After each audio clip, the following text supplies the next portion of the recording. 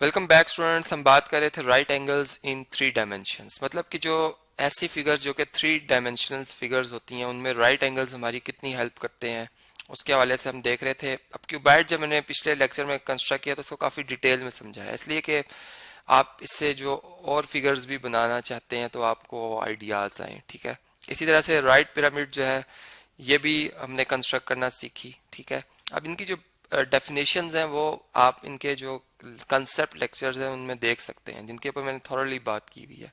इस तरह ये वेज हमने बनाया। ठीक है, तो मतलब एक इनको हकीकत से थोड़ा सा मतलब मिलता जुलता बनाया ताकि हम जब इनके प्रॉब्लम्स डील कर रहे हो, उनसे डील कर रहे हो प्रॉब्लम से, तो फिर हम बात को सही तरह समझ सकें। अब देखिए, एक प्लेन और अगर एक पॉइंट को शो करना हो या उसका प्रोजेक्शन भी शो करना हो तो कैसे हम इसे ड्रॉ कर सकते हैं। तो सबसे पहले मैंने जो प्लेन है कोई भी शेप का आप बना सकते हैं। ठीक है, मैंने एक मतलब यहाँ पर आप समझ लें कि रोम्बस टेप टाइप का एक शेप का जो है वो मैंने बनाया। ठीक है, अब इसमें यहाँ पर मैं एक फर्ज करें एक पॉइंट ले लेता हूँ। ठीक है, जितने पोर्शन को मैंने शेड किया है उससे बाहर मैंने एक पॉइंट लिया है, ये पी।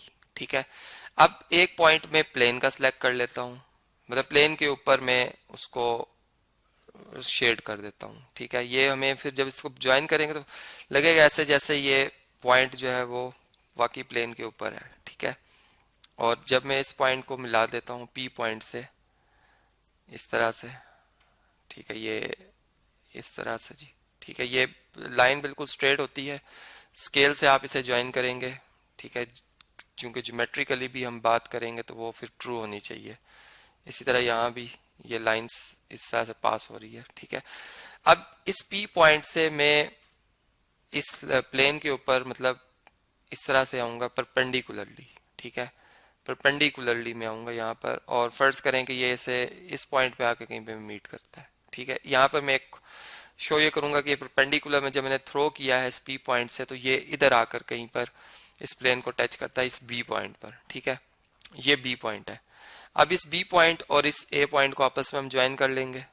ठीक है, इस तरह से, और यहाँ पर हम एंगल भी बना देंगे 90 का। तो ये आप देख सकते हैं कि ये हमारे पास प्रोजेक्शन आया है बेसिकली इस ए पी लाइन का, मतलब इस लाइन सेगमेंट जो कि ए पी है। ठीक है, इस पी पॉइंट का प्रोजेक्शन बी बन रहा है इस प्लेन के ऊपर। तो ये जो ए से लेकर बी डिस्टेंस है ये ए से लेकर पी लाइन सेगमेंट का प्रोजेक्शन है, जो कि प्लेन और इस लाइन के दरमियान एंगल बनाने में हमारी हेल्प कर रहा है। मतलब हम ये कह सकते हैं ये एंगल थीटा जो है बेसिकली इस लाइन का और इस प्लेन के दरमियान का ये एंगल है। ठीक है, तो ये एक हमें मतलब ज्योमेट्रिकली थ्री डायमेंशनल जो फिगर है उसको बनाने में हमारी हेल्प हुई इस तरह से, इस टेक्निक से। ठीक है, इसी तरह अगर आपने दो प्लेन्स बनाने हो, आप प्लेन एंड अ प्लेन, और उनके दरमियान एंगल शो करना हो तो कैसे करेंगे। आप एक रेक्टेंगल बना लें, जैसे मैंने यहाँ पे कंस्ट्रक्ट किया हुआ एक रेक्टेंगल स्केल से बना लें आप। ठीक है, अब इसमें थर्ड डायमेंशन बनाए, एक थर्ड लेंथ, मतलब लेंथ ब्रेथ और हाइट, ये थ्री डीज हैं। तो इसमें हमने एक थ्री डी बनाई। ठीक है, थर्ड डायमेंशन तो ऑलरेडी बनी हुई थी। अब ये जो हमारे पास हमने जो थर्ड डायमेंशन बनाई है, ठीक है, लाइन, इसको आपने स्केल की मदद से बनाना है। ठीक है, इसी तरह इसी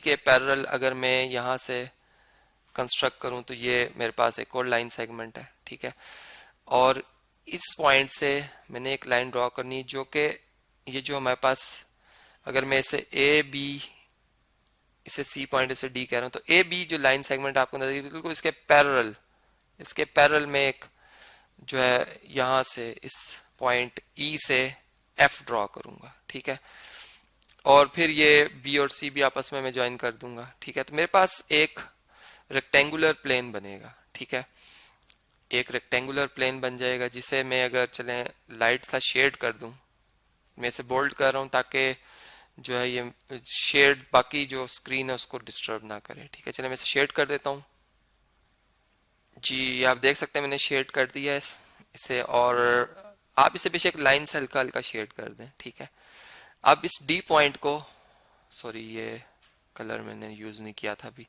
आप डी पॉइंट को ई से ज्वाइन करेंगे इस तरह से, और स्केल की मदद से आप ज्वाइन करेंगे आप इसे। ठीक है जी, तो मैं यहाँ पर कोशिश तो कर रहा हूँ कि ये स्ट्रेट ड्रॉ हो लाइन। ठीक है जी, ये इससे सही तरह ड्रॉ नहीं हो रही क्योंकि इसकी डायरेक्शन कुछ इस तरह से है कि इसे ड्रॉ करना मेरे लिए थोड़ा सा मुश्किल हो रहा है। तो मैं कोशिश करता हूँ कि इसे मैं अगेन ड्रॉ करूँ इस तरह, और इसी तरह ये जो सी पॉइंट है इसको भी मैं एफ से ज्वाइन कर लेता हूँ। चलें यहाँ पर इस तरह से मैं इसे ज्वाइन कर देता हूँ। ठीक है, तो मेरे पास एक और लेयर आ गई है जी। इसे मैं अगर लाइन से शेड कर दूं, हल्की हल्की लाइंस ड्रॉ कर दूं इसके ऊपर में, तो आप देख सकते हैं कि ये दूसरा प्लेन है इस तरह से। ठीक है, एक सरफेस इसकी नीचे है जो कि आपको मतलब ये कलर जो आपको नजर आ रहा है। ठीक है, और एक ये ऊपर जो शेड शेड हमने लाइन से किया है ये है। अब इसमें हम चलें ए और डी जो लाइन सेगमेंट नजर आ रही है इसको मैं रेस कर देता हूँ। ठीक है, ताकि ये दो प्लेन्स हमें चूंकि यहाँ पर ड्रॉ करने थे, तो ये दो प्लेन्स हैं। अब इनके दरमियान एंगल कैसे हम बना सकते हैं? हम एक पॉइंट ले लेते हैं यहाँ पर, फर्स्ट कर लें ई, यहाँ पर एक पॉइंट ले लेते हैं एफ, और ई और एफ को आपस में ज्वाइन कर लेते हैं हम। ठीक है, इसी तरह एफ को इस एज के साथ, ये जो ई सॉरी ई तो ऑलरेडी था, ई एफ तो ऑलरेडी हमने ड्रॉ किया हुआ था, इसको मैं जी एच पॉइंट्स कह देता हूँ। ठीक है, इसको मैं कह देता हूँ कि ये मेरे पास जी पॉइंट है और ये मेरे पास एच पॉइंट है। हम जी और एच को ज्वाइन कर लेते हैं और फिर यहाँ पर एक पॉइंट ले लेते हैं एस। ठीक है जी, इस तरह से तो ये एक हमारे पास ट्राइंगल बन जाएगी। तीन पॉइंट्स को नॉन कोलिनियर पॉइंट्स हैं, मिलाने से एक लाइन बनती है, सॉरी एक ट्राइंगल बनती है। ठीक है, तो अब इसमें ये जो हमारे पास ट्राइंगल है, अगर मैं इसे भी शेड कर दूं, इसे अगर शेड कर दूं, तो ये हमारे पास एक आपको लेयर नजर आएगी, एक बारीक सी लेयर। ठीक है, चलिए इसे मैं शेड करता हूं जी, ये देख सकते हैं आप। तो ये जो ट्राइंगल्स हैं बेसिकली, ये जो वेज बना हुआ है ये बहुत सी ट्राइंगल से मिलके बना हुआ है। यानी अब मैं यूं कह सकता हूं कि ये जो ई ए डी एक ट्राइंगल है, इस तरह की लेयर्स मिलती मिलते मिलते मिलते यूं आप इकट्ठे इनको करते गए हैं। फिर इसी में एक लेयर आ गई एस एच जी, फिर आखिरी लेयर है एफ बी सी, तो ये एक वेज बना रही हैं। और इसमें जो इस ट्राइंगल का एंगल बन रहा है यहाँ पर इन दो साइड्स के दरमियान, ठीक है, ये बेसिकली ये जो आपको जी एस साइड नजर आ रही है ये ऊपर वाले प्लेन की है। मतलब चूंकि प्लेन कैसे बनता है कि बहुत सी लाइंस को आपस में आप ज्वाइन करते जाएं तो प्लेन बनता है। मतलब ये देखिए, अगर मैं इस तरह से लाइंस को ड्रॉ करूं तो ये ऊपर वाला प्लेन बन जाएगा। ठीक है, अगर मैं इस सेंस में बात कर रहा हूँ इस टाइम। ठीक है, और जो नीचे वाला प्लेन है वो कैसे बनेगा कि आप इस डायमेंशन में, मतलब इस तरह से लाइंस बहुत सी आपस में मिलाते जाएं तो ये निचला प्लेन बन जाएगा।